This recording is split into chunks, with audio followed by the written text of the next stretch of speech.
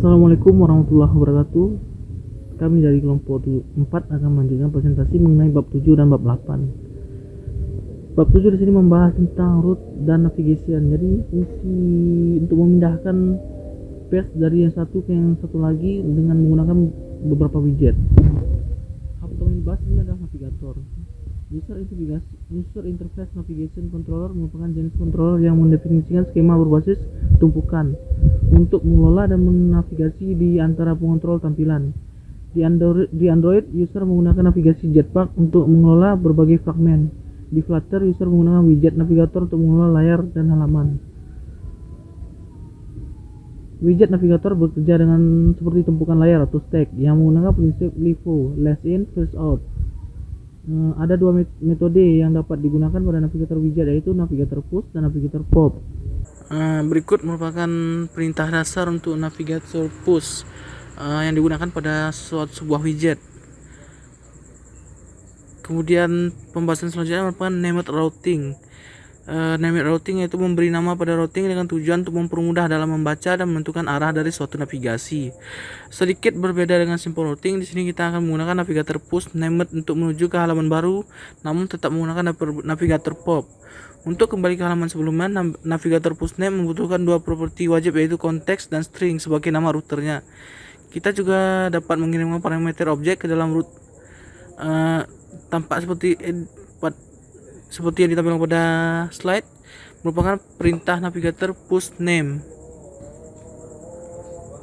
Kemudian pembahasan selanjutnya adalah generator routing. Jadi meskipun name routing terlihat lebih baik dari simple routing, namun apabila ingin membuat aplikasi dengan skala yang cukup besar atau ingin mengatur animasi transisi tiap routing, maka on generate route merupakan pilihan yang tepat. Dalam tutorial root generator ini kita mencoba memisahkan antara main screen dan routing file. Baik, untuk implementasi dari bab 7 ini kita memulai dari getting started, yaitu membuat project baru aplikasi ini dengan seperti tampak di slide. Di situ merupakan tampilan awal dari aplikasi yang akan dibuat. Kemudian tahapan selanjutnya adalah membuat file baru yang berisi page yang akan diisi nantinya, seperti ada page login, page home, page card 1 untuk card 2 dan card 3 dan seterusnya.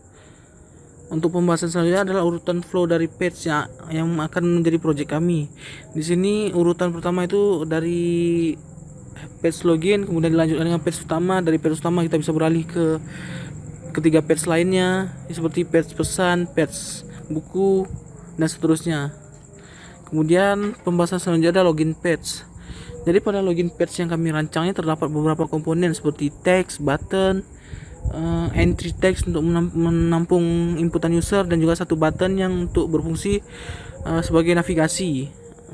Jadi button inilah yang akan menjadi button yang untuk menuju ke halaman selanjutnya. Jadi ketika user menekan button ini, maka user diarahkan ke halaman utama.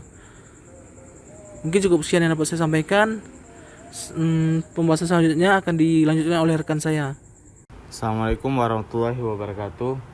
Perkenalkan, nama saya Muhammad Hafiz Al-Asad dengan NPM 1904-1110-117.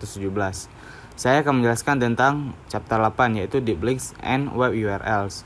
Jadi sebagaimana yang kita ketahui bahwasanya Deep Links merupakan URL yang menavigasi ke dalam tujuan tertentu di aplikasi seluler user. Jadi user dapat menganggap deep link seperti alamat URL yang dimasukkan ke browser untuk membuka halaman tertentu dari situs web daripada halaman beranda. Jadi deep links ini akan membantu keterlibatan user dengan pemasaran bisnis. Misalnya, jika user ingin menjalankan sebuah obral, user dapat mengarahkan pengguna ke halaman produk tertentu di aplikasi user, alih-alih membuat mereka mencarinya. Jadi tujuannya deep link ini akan ditanamkan dalam sebuah aplikasi yang nantinya akan terhubung kepada web URL. Jadi user dapat langsung hanya dengan menekan dan pilihan dan apa yang diinginkan user akan tampil di web URL. Kemudian kita harus memahami tipe-tipe dari deep links. Yang pertama adalah URL scams, yaitu sebuah URL yang ditanamkan dalam sebuah aplikasi. Contohnya pada Federlich /rewenderlich.com/home yang merupakan contoh dari skema URL Federlich. Jadi bentuk dalam tautan ini hanya akan berfungsi jika pengguna telah menginstal aplikasi. Selanjutnya ada iOS Universal Links. Jadi di domain web, user dapat menempatkan file yang mengarah ke ID aplikasi tertentu untuk mengetahui apakah akan membuka aplikasi atau mengarahkan pengguna ke App Store. Jadi, user harus mendaftarkan ID aplikasi khusus tersebut dengan Apple untuk menangani tautan dari domain tersebut. Selanjutnya ada Android App Links. Android App Links merupakan sama seperti Universal iOS, tetapi untuk platform Android. Jadi tautan aplikasi Android akan mengarahkan pengguna ataupun user ke konten khusus tautan langsung di aplikasi user.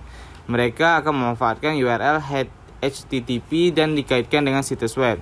Jadi untuk user yang belum memasang aplikasi tersebut, tautan ini akan langsung membuka konten situs web user. Selanjutnya ada Getting Started.